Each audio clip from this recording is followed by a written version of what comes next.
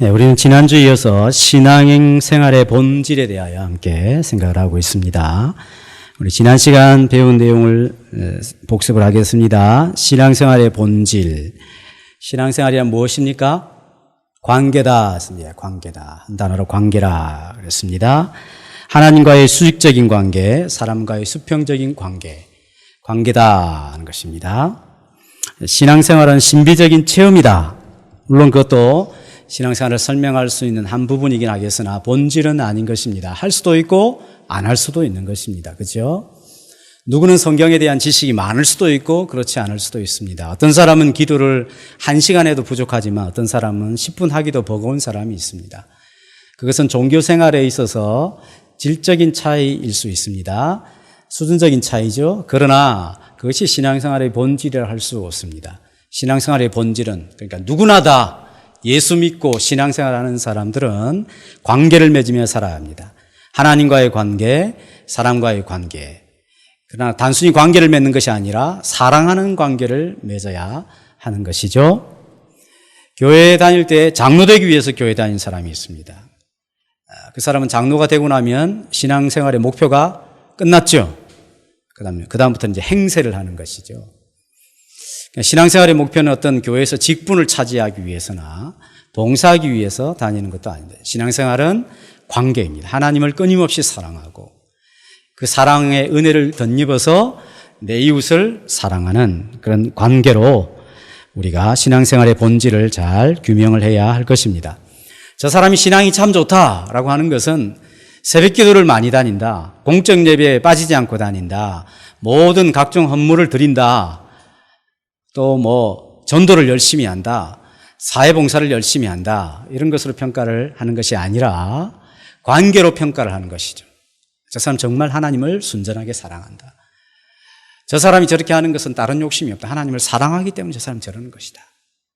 저 사람은 하나님을 사랑하는데 모든 사람들과의 관계에 있어서도 그 사랑을 본받아서 살려고 애를 쓴다. 저 사람은 신앙이 참 좋은 사람이다. 그렇게 평가를 받는 것이죠. 저는 청년 때, 대학생 때 신앙이 굉장히 좋은 사람이었습니다. 새벽 기도도 누가 특별 새벽 기도 안 해도 새벽 기도 다니죠. 대학생이. 수예배 거의 빠져본 적이 없는 것 같습니다. 낮 예배는 주일학교 예배부터 성가대, 낮 예배, 또 예배 마치고 나면 주일학교 오후 예배, 저녁 예배, 성경도 고등학교 마칠 때 한 번 읽었습니다. 그보다 더 많이 읽은 사람도 있겠지만,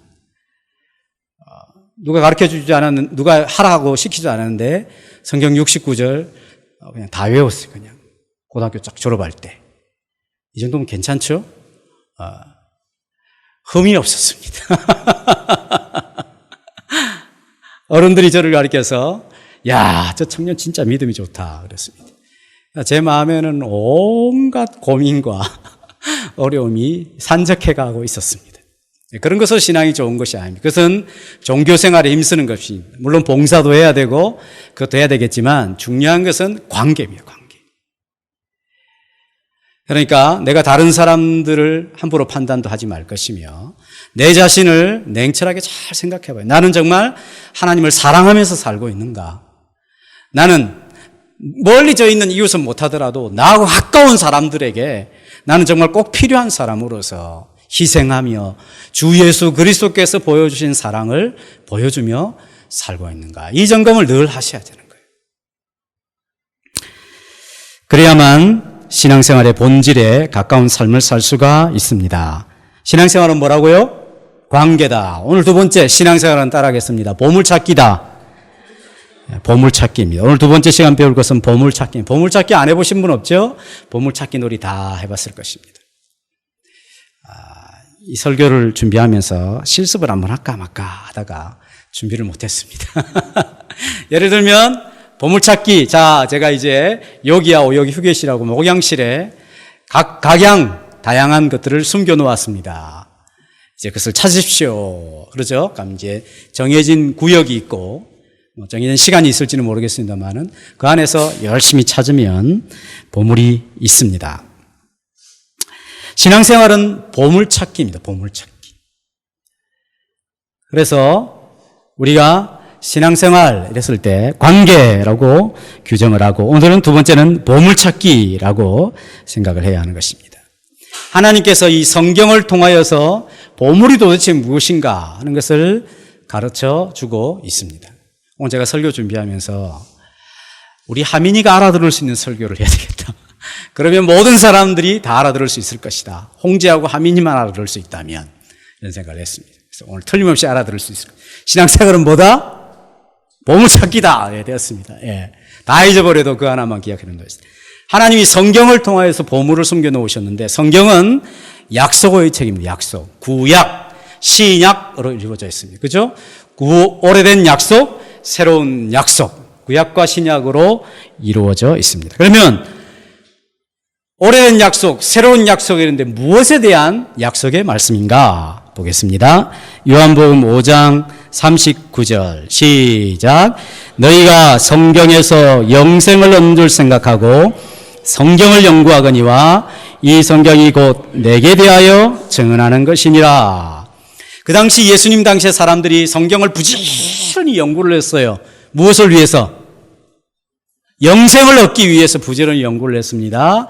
그래서 예수님이 너희가 성경에서 이 하나님의 말씀, 구약, 신약, 이 구약, 신약에서 하나님의 말씀에서 영생을 얻는 줄 알고 거기서 부지런히 연구했는데, 그 다음 어떻게 나와야 되냐면 이 성경이 곧 영생에 대하여 말하는 것이라, 이렇게 돼야 되죠, 논리적으로.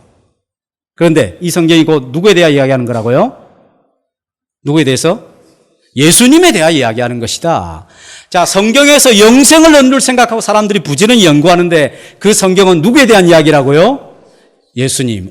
사람들은 영생을 얻기를 원하고 이 성경은 예수님에 대한 이야기라. 그렇게 한 이 두 개가 어떻게 연결이 됩니까?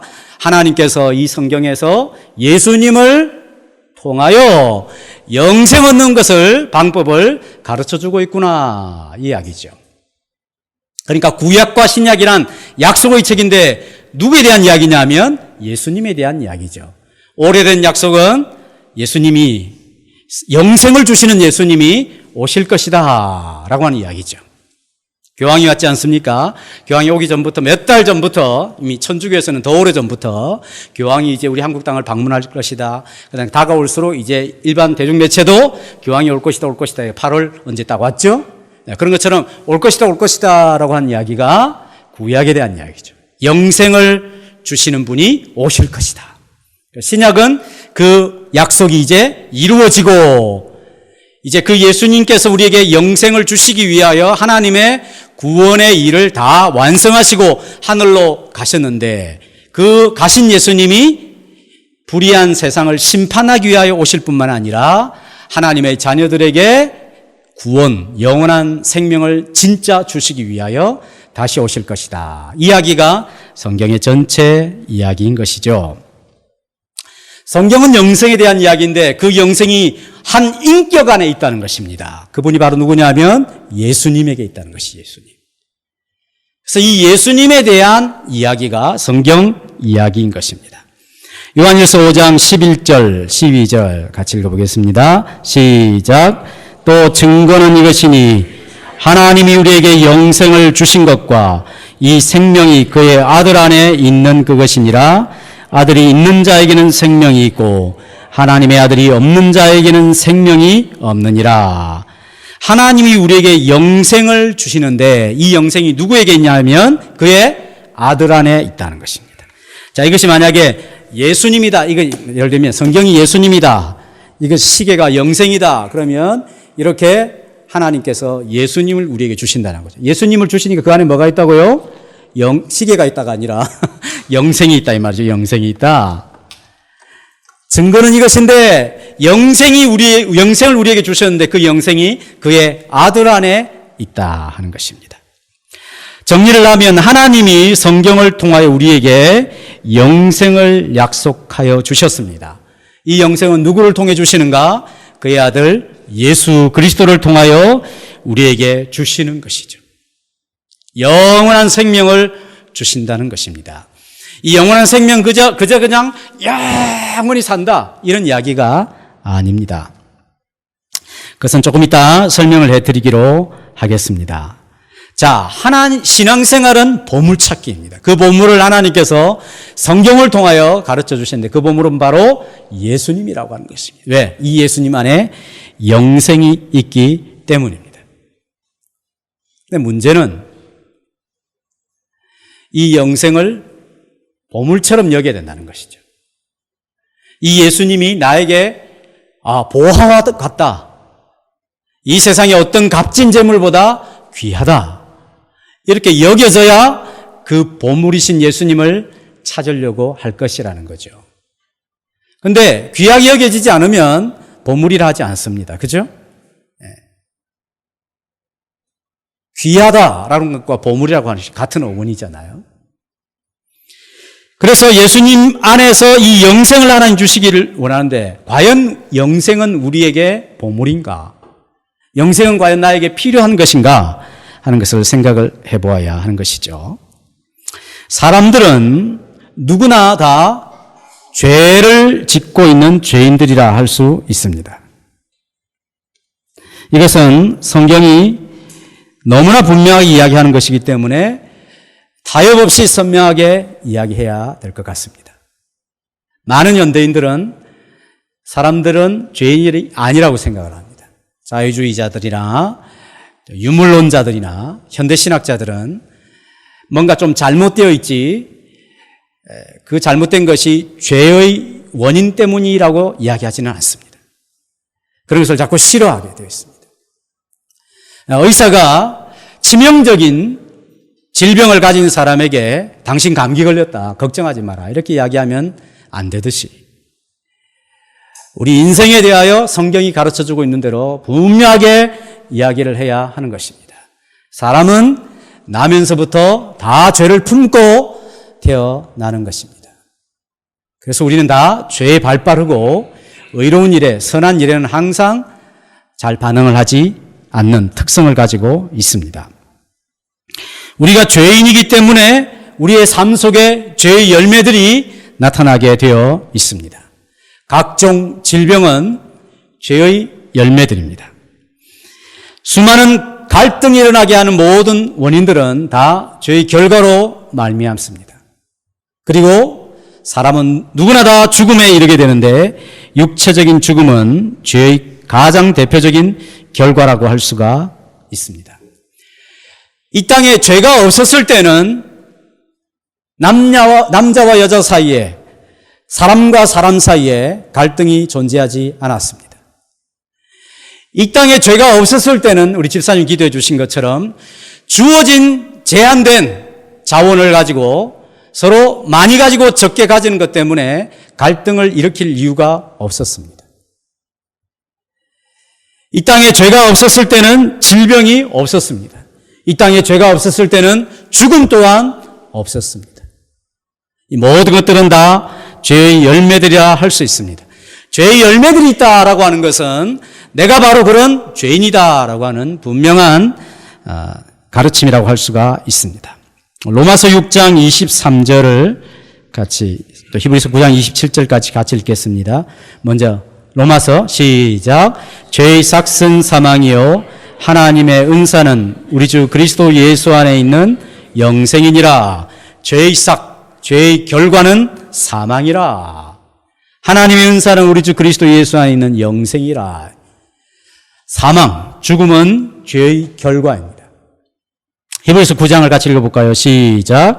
한 번 죽는 것은 사람에게 정해진 것이요 그 후에는 심판이 있으리니. 사망 이후에 죽는 이후에 심판이 있다 그랬습니다. 한 번 죽는 것 누구나 피할 수 없는 인생의 운명이죠. 언제 죽을지는 아무도 모릅니다. 그러나 다 죽는다고 하는 것은 모든 사람들이 인정하고 있습니다. 한 번 죽는 것은 사람에게 정해진 것이요 그 후에는 반드시 영원한 심판이 있다 했습니다. 사람은 죽음으로 끝내지지 않습니다. 이것은 문명이 발달한 세상에서든지 아주 문명이 떨어진 세상에서도 다 인정하고 있는 보편적 진리라 할 수 있습니다. 죄의 삭은 사망이고 한 번 죽는 것은 사람에게 정해진 것인데 그 후에는 심판이 주어지게 되어 있습니다. 그 말은 사람은 이 땅에서 살면서 모든 죄의 증상들을 지니고 살아가게 되어 있다는 것입니다.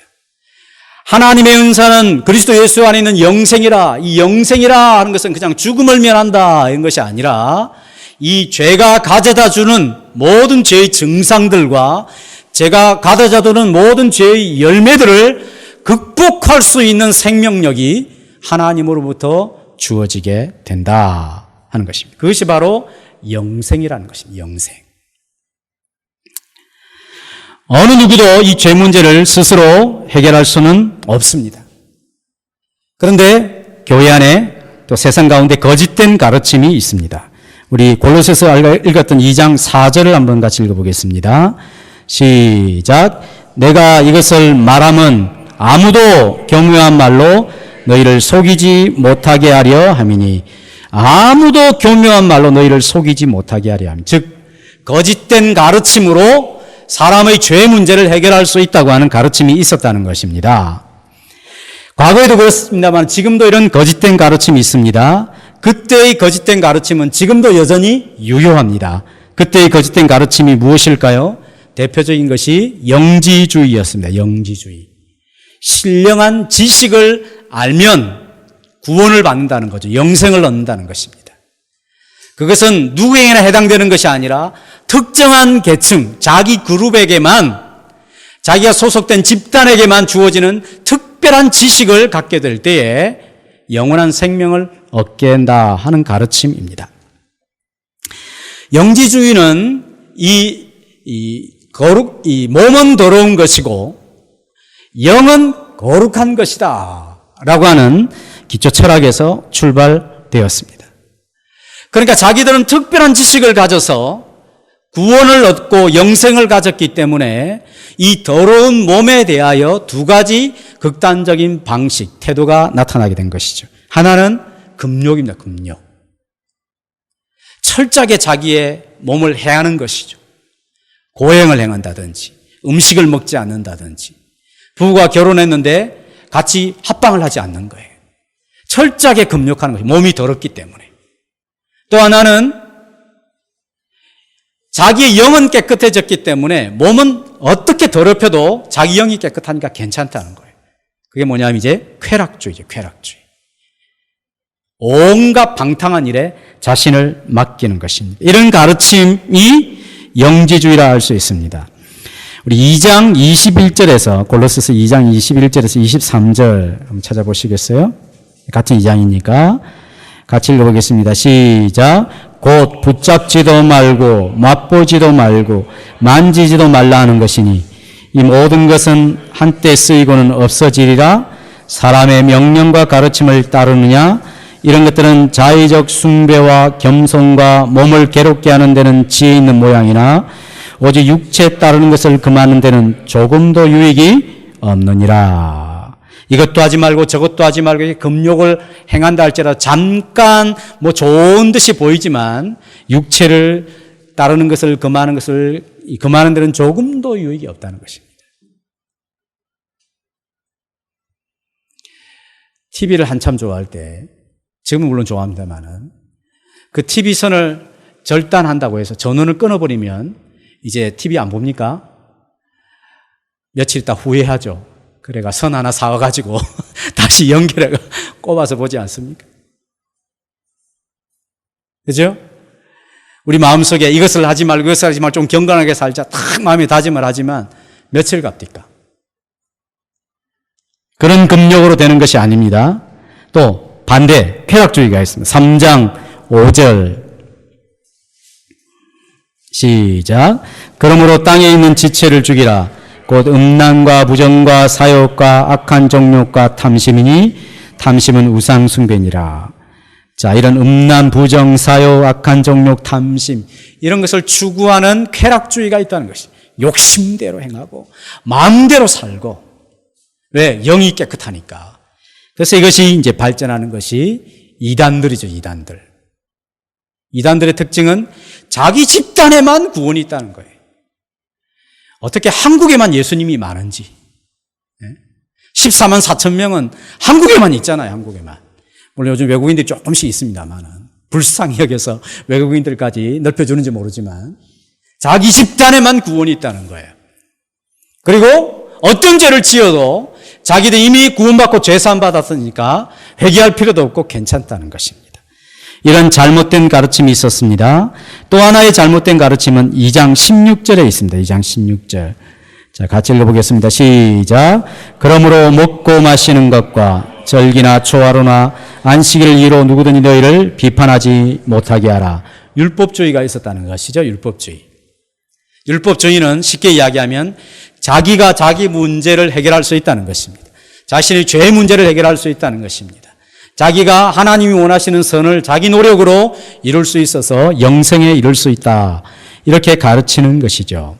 초대교회의 분명한 이러한 영지주의나 율법주의의 잘못된 가르침은 지금도 여전히 유효하죠. 지금도 사람들이 대표적으로 이런 유형을 따르죠. 극단적인 이런 금욕이나 쾌락주의라든지 율법주의에 빠지게 되어 있습니다. 왜?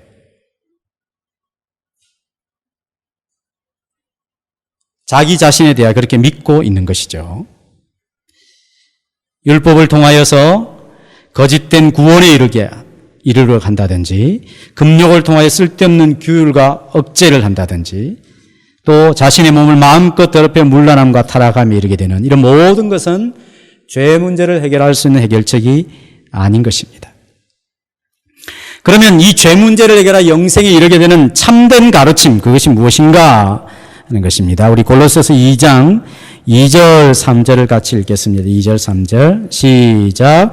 이는 그들로 마음의 위안을 받고 사랑 안에서 연합하여 확실한 이의 모든 풍성함과 하나님의 비밀인 그리스도를 깨닫게 하려 함이니 그 안에는 지혜와 지식의 모든 부하가 감추어져 있느니라.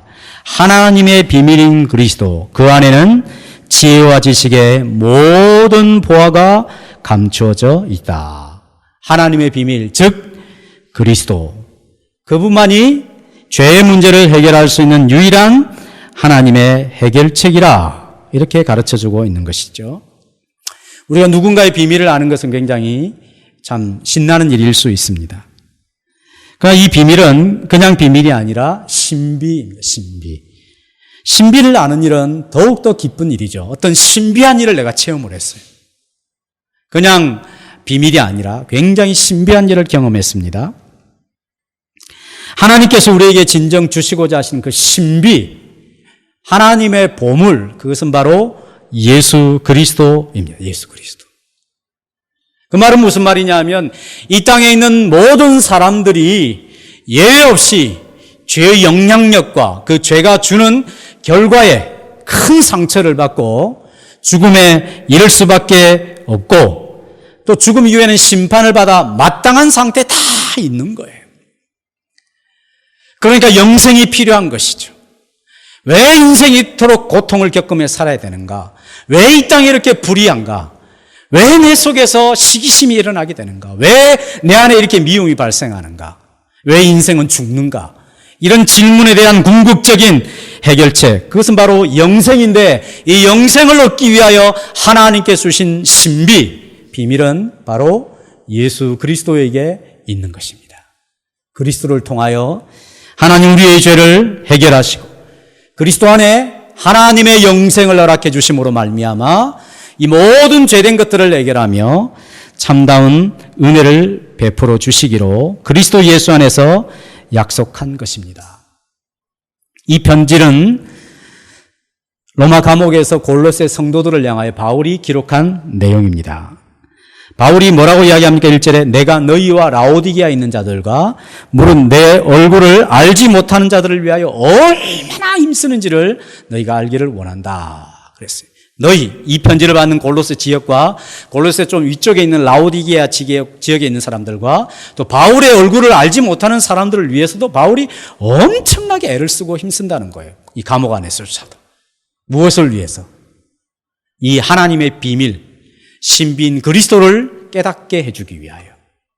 왜 바울이 그런 이야기를 하겠습니까? 자신이 젊은 시절에 하나님에 대하여 열심을 품고 나름 신앙생활, 종교생활에 힘썼는데 알고 보니까 그것은 하나님을 더욱더 거역하는 생활이었음을 알게 된 것이죠. 자기가 알고 있는 율법을 따라서 흠없이 그 율법에 복종하고 그 율법을 따라 온전하게 살았는데 여전히 자신 안에 죄가 또 쌓이고 쌓이는 것을 늘 목격했던 것입니다. 아, 왜 이럴까? 이런 고민이 늘 있었던 것이죠. 그런데 그가 예수 그리스도를 만나고 그리스도를 통하여 하나님이 베풀어 주신 은혜를 경험하게 되었을 때에 자신 안에 있던 무거운 죄심들이 다 벗겨지고 그 죄사함으로 말미암은 진정한 자유와 평화를 경험했던 것입니다. 그토록 고민하던 자신 안의 모든 인생의 문제가 예수님을 통하여 해결되는 것을 알게 된 것이죠. 그는 이러한 예수님을 믿음으로 말미암아 생활은 굉장히 불편해지게 되었습니다. 전에는 그가 다니면 높은 사람들이 인정을 해주고 박수를 쳐줬어요. 그런데 예수님을 믿게 되었을 때 그는 쫓겨다니는 신세가 되었습니다. 그 높은 사람들이 이를 부득부득 깔며 자기를 잡아 죽이려고 하는 거예요. 전에는 자기가 고난을 주는 사람이었어요. 그런데 이제는 권세 있는 사람들에 의하여 고난을 당하는 사람이 되고 말았습니다. 왜 이렇게 힘든 생활을 했을까요? 그가 예수님을 만나서 변화된 사람이 되었을 때 이런 고생스러운 삶을 살게 되었습니다. 그러나 바울은 자기의 고생스러운 삶을 한탄하거나 괜히 예수 믿었어 이렇게 말하지 않았습니다. 너무나 감사하고 너무나 기쁘고 너무나 소망스러운 그런 삶을 살게 된 것이죠. 자기 안에서 선명하게 일어난 그 사실, 예수 그리스도를 만나고 그 보화이신 하나님의 보물이신 예수님을 찾게 되었을 때에 자기에 일어난 놀라운 이 영생의 삶을 통하여서 너무나 기쁘고 너무나 좋아서 자기와 라오디게아에 있는 사람들과 골로새에 있는 사람들, 자기 얼굴을 알지 못하는 사람들이 자기처럼 예수님을 알기를 사모하며 이렇게 노력하고 있다라고 표현을 하고 있는 것입니다. 하나님의 보물은 예수 그리스도이십니다. 이 예수님을 찾고 예수님을 만나는 사람들에게는 영생의 생활이 완전하지는 않지만 저것이 바로 영생의 생활이구나 하는 것을 보여주는 사건들이 곳곳에 나타나죠. 모든 사람들은 예수님을 통하여 죄 용서함 받아 구원함을 얻습니다. 참된 자유와 기쁨을 누리게 되는 것이죠. 하나님의 자녀됨에 대한 확신이 있습니다. 사마리아 여인처럼 남편이 5이 있고 지금 있는 남자도 자기 남편이 아닌 계속 남자를 갈아치워야 되는 그런 불행한 여인도 새 사람으로 변화될 수 있습니다. 어둠을 즐겨하며 자기를 어둠에 감추던 이 여인이 예수님을 만나서 자신의 삶을 빛 가운데 드러내고 빛의 삶 가운데서 당당하게 살아간 여인으로 바뀌지 않습니까? 삭개오와 같이 돈 많은 부자도 그 돈을 벌기 위하여 사람들로부터 온갖 싫은 소리 들어가며 세상에서 존재했으나 예수님을 만나게 되었을 때 그 돈은 다 뒤로하고 그것보다 더 귀하고 자신에게서 진정한 보물이 되는 그 예수님을 추구하며 살아간 사람으로 변화되죠. 예수 믿고 영생을 얻는다고 하는 것은 타이어가 펑크 났는데 그 펑크 난 것을 5,000원 주고 또는 10,000원 주고 펑크를 때우는 그런 것이 아닙니다. 새 삶을 살게 되는 것을 이야기하는 것이죠. 예수님을 만났을 때에 병자들이 치유를 얻었습니다. 귀신 들린 사람들이 온전하게 되었습니다. 문둥병자와 같이 사회적으로 격리된 사람들이 다 치유를 받고 자기의 가족 품으로 돌아가게 되죠. 완전히 새로운 사람으로 바뀌게 되었습니다. 이것이 바로 영생의 생활이라 할 수 있습니다. 영원한 생명이라고 하는 것은 시간적으로만 번역을 할 때 eternal life, 시간적으로만 길다 이런 것이 아니라 현재 나의 삶을 정말 하나님의 생명으로 변화시켜주는 새로운 삶을 이야기하는 것이 영생의 삶이라 할 수 있습니다. 겁쟁이가 예수님을 만나면 용감한 사람으로 바뀌게 됩니다. 거짓말하던 사람들이 예수님을 만나면 거짓말을 이제 조금 하는 사람이 아니라 정직한 사람으로 바뀌게 되는 것이죠. 불의한 사람이 예수님을 만나면 의로운 사람으로 바뀌게 되는 것입니다. 해를 끼치는 사람이 예수님을 만나면 다른 사람에게 유익을 주는 사람이 되는 것입니다. 이것이 바로 영생의 생활이라 할 수 있습니다. 신앙생활의 본질은 보물찾기입니다. 예수님을 찾고 예수님을 만나야 영생의 생활을 할 수 있는 것이죠. 그렇지 않으면 우리는 종교생활에 가까운 삶을 살기 쉽습니다. 예수님이 그토록 욕하고 저주하고 야단을 쳤던 바리새인들을 우리도 같이 미워하면서 우리도 같은 바리새인이 되기가 쉽습니다.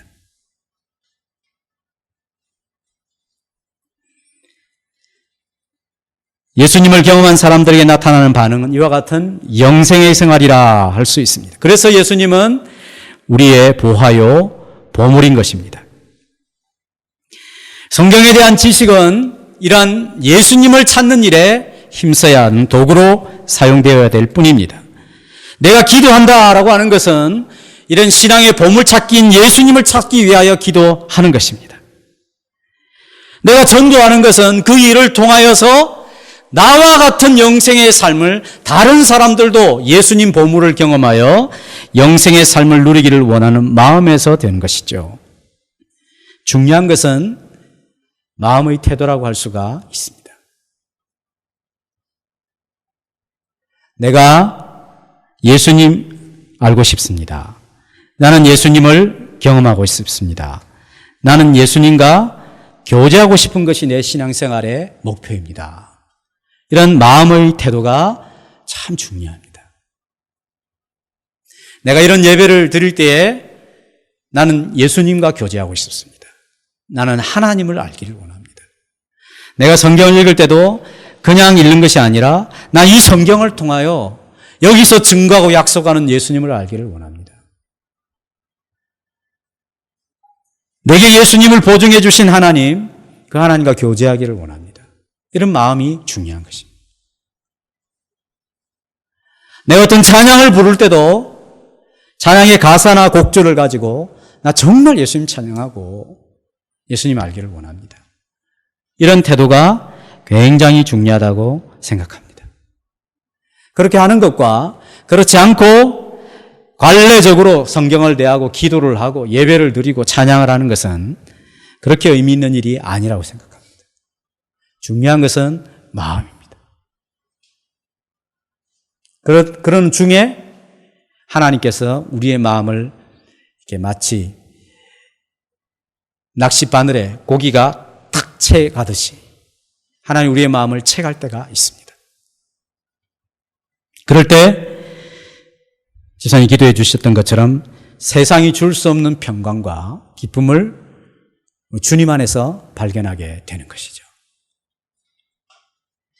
그런 점에 있어서 우리의 신앙생활은 느낌표야 합니다. 느낌표. 마침표가 되어서는 안 됩니다. 옛날에 나도 다 그런 거 경험해 봤어. 이것은 영생의 삶이라 할 수 없습니다. 느낌표야 되죠. 매일 경험할 수 없으면 일주일에 한 번이라도, 일주일에 한 번이 없으면 한 달에 한 번이라도 영생의 삶이 무엇인지를 경험해야 하는 것입니다. 영생의 생활은 그냥 시간적으로 오래 사는 것이 아니라 이와 같이 하나님의 생명으로 역동적인 삶을 사는 것을 이야기하는 것입니다. 그렇기 때문에 우리의 모든 종교생활은 이제 종교생활로 끝이는 것이 아니라 그것을 통하여 하나님의 보물이신 예수님을 찾는 일에 힘써야 할 것입니다. 어떻게 해야 예수님을 찾을 수 있을까요? 먼저 간절히 찾아야 됩니다. 간절히. 마음의 태도를 다시 한번 잘 살펴보면서 마음을 다해서 우리 주님을 찾아야 하는 것입니다. 보물찾기 시간도 대충대충 하지 않죠. 만약에 제가 이 예배당 안에 1,000만 원을 숨겨놨습니다. 수표로. 아니면 무슨 종이 쪽지 약속으로 이거 찾으면 1,000만 원 현찰로 바꿔드리겠습니다. 자, 이제 함께 찾겠습니다. 찾는 사람한테 주겠습니다. 하면 물론 여러분들 중에 목사님 무슨 1,000만 원이 어디 있겠어? 장난이지. 이렇게 생각하고 아예 안 찾는 사람이 있겠지만 제가 돈이 많다고 한다면 또 약속을 잘 지키는 사람이라고 한다면 틀림없이 시작하면 막 정신없이 찾을 것입니다. 그와 같이 찾아야 하는 것입니다. 예레미야 29장 13절 말씀 같이 읽겠습니다. 시작.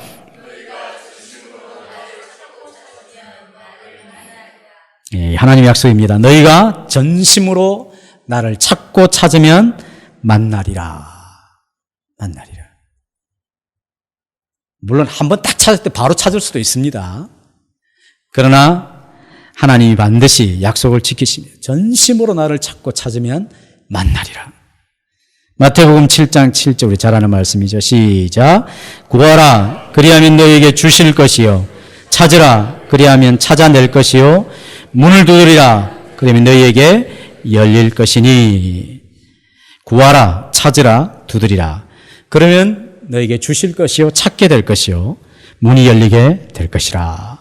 간절히 찾으라. 나를 사랑하는 자가 나의 사랑을 입을 것이요 나를 간절히 찾는 자가 나를 만날 것이라 했습니다. 아, 예수님이 진정 내가 신앙생활할 때 나의 보배이다 라고 생각하면 그분을 찾기를 마음을 다하여 찾아야 할 것입니다. 성경을 읽으면서 기도할 때에, 예배할 때에, 사람들과 대화할 때에, 내가 고난을 당하고 있을 때에, 어려움을 겪을 때에 부지런히 간절히 찾으십시오.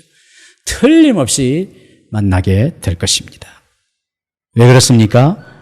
우리 하나님께서 당신의 인격을 걸고 약속을 하셨기 때문입니다. 두 번째 찾는 방법은 순종함으로 발견하게 되는 것이죠.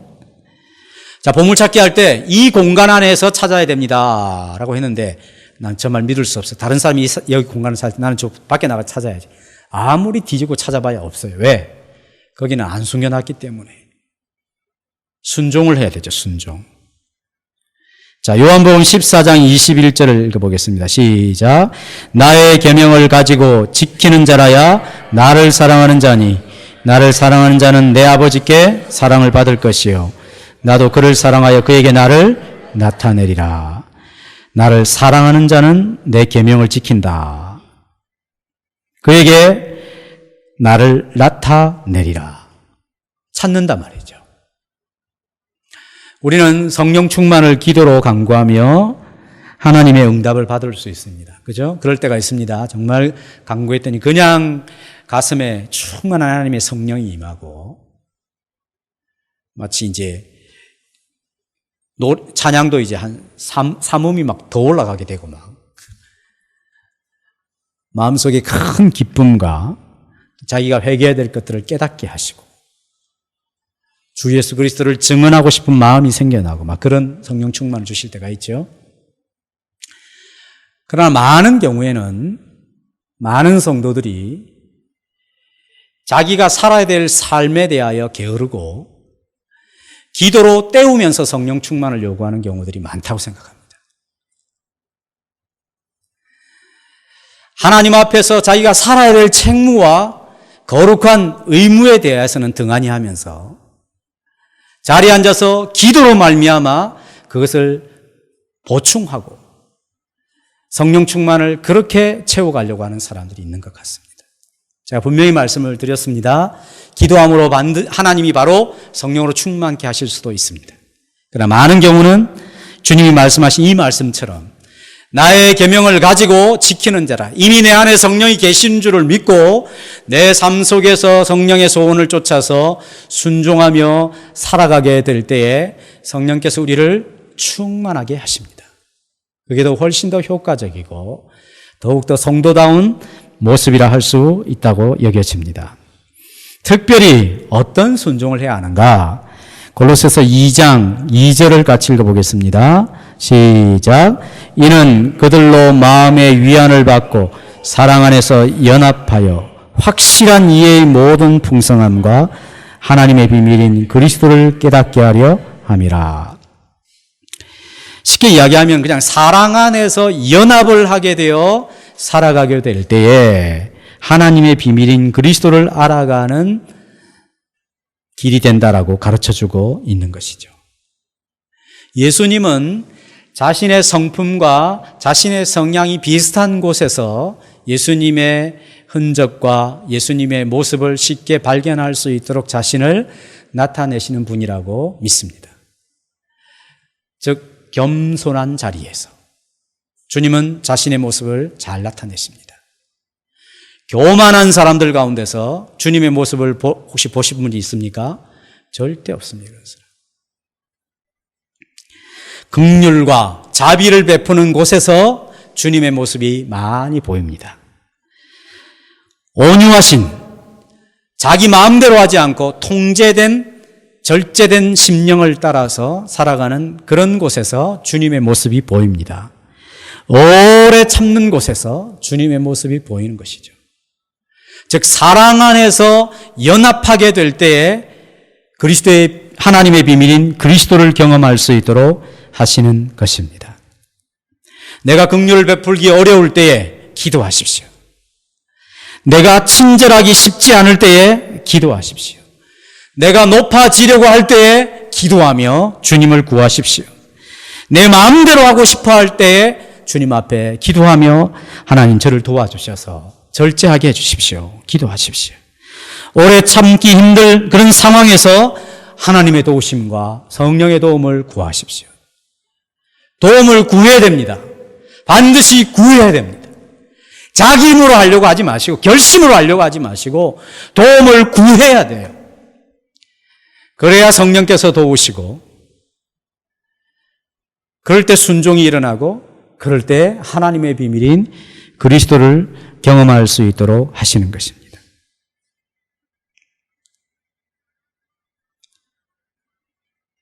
내 마음속에 누군가 나를 힘들게 하고 어렵게 하는 사람이 불현듯 떠오르게 되면 마음의 고요가 다 깨지죠. 평안이 깨어집니다. 그 사람을 상상하는 것이 마치 고요한 연못에 돌을 하나 던져가지고 파문을 일으킨 것 같이 내 마음을 흔들어 놓을 때가 있지요. 그럴 때 힘들지만 주 예수여 저를 도와주십시오. 제가 그 사람을 용서할 수 있도록 도와주십시오. 제 마음을 다스려 주십시오. 그렇게 기도해야 하는 것입니다.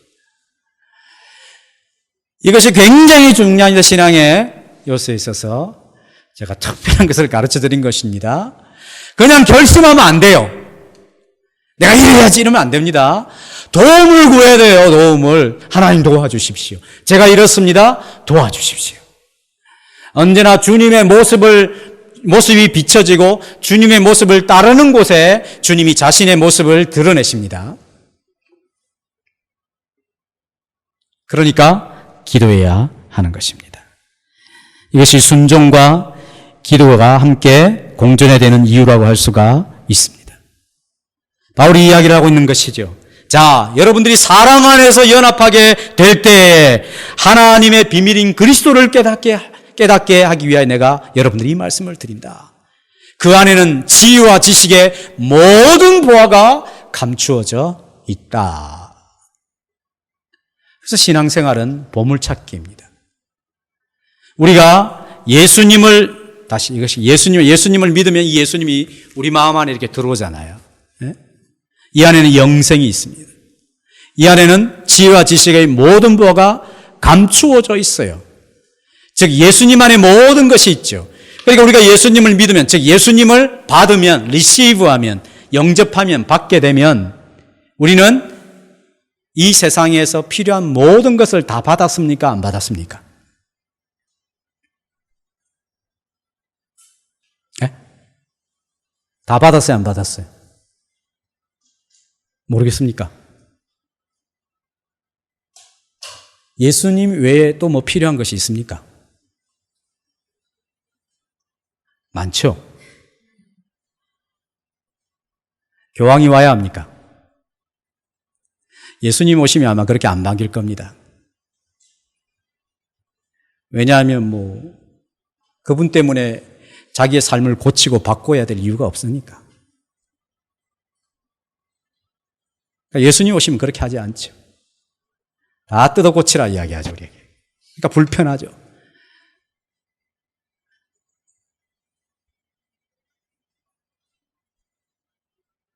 자, 다시. 예수님 안에 영생이 있고 그 안에는 하나님의 지혜와 지식의 모든 보화가 다 감춰져 있어요. 그분을 우리가 받았어요. 받아들였어요. 그럼 예수님을 믿으면 필요한 게 있습니까? 없습니까? 없죠. 근데 왜 그렇게 필요한 게 많을까요?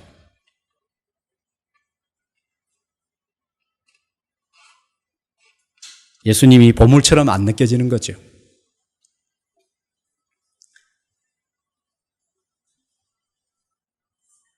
예수님 안에 모든 것이 있습니다. 신앙생활은 뭐라고요? 보물찾기입니다. 안 받은 것이 아니라 찾아야 되는 거죠. 많이 찾는 사람들은 많이 발견할 것입니다. 아멘? 다 받았어요. 그 외에 필요하다고 생각하는 것은 우리에게 필요하지 않는 거예요. 않는 것일 수 있어요. 않는 것 단정하기는 어렵고. 예수님 안에 다 있는 것입니다. 이것이 왜 중요하냐? 신앙의 눈을 다시 떠야 되는 것이죠. 예수님 얻어놓고 이거 부족하니까 여기 돈도 필요하고 자식이 좀 좋은 대학 가고 좀 잘 되어서 내 명예도 좀 자존심도 세워주고 사람들과의 대인관계 필요하니까 명예도 또 필요하고 넉넉한 돈이 있어서 여유롭게 살고 건강도 그냥 무병장수하고 그렇게 예수 믿는 것은 예수 믿는 것이 아니죠. 본질이 뭔지 모르죠. 하나님이 너무나 선명하게 성경을 통하여 너희들의 보물은 예수다 약속하셨잖아요. 그 예수 안에 영생이 있고 하나님의 지혜와 지식의 모든 부하가 다 감추어져 있다. 그러니까 신앙생활 할 때 엉뚱한 생각 품지 말고 교회 안에서 장로되고 안수집사 되고 권사 되고 또 그거 된다고 해서 또 돈 무슨 건축한다고 해서 1,000만 원 1억 내라고 그렇게 하면 또 그거 내고 그러지 말고 이 안에 보화가 있으니 이분을 찾기를 힘쓰라는 게 보물 찾기에 힘쓰라 좀 신앙생활 할 때 많이 찾는 사람은 많이 발견할 것입니다. 못 발견한 사람도 이렇게 이야기하죠. 왜 나는 안 줍니까? 그러죠. 하나님이 너 줬는데 왜 안 찾니? 정말 예수님을 보물로 생각하냐? 그럼 좀 찾아라. 그런 것이죠. 다시 말씀드립니다. 예수님의 모습을 잘 묵상하십시오. 그분의 인격을 잘 묵상하십시오. 그런 비슷한 것이 나타나는 곳에 주님이 자신의 모습을 자꾸 드러내십니다. 그러니까 우리가 그 일에 순종하며 그 순종이 우리가 안 되잖아요. 우리의 본성 그것을 거스르고 싶잖아요. 그럴 때 반드시 기도를 하셔야 돼요. 기도를. 도와주십시오. 도와주십시오. 부지런히 주님을 찾아야 하는 것입니다. 이러한 교회를 향하여 바울이 2장 5절에 이렇게 이야기하죠. 같이 읽어보겠습니다. 시작.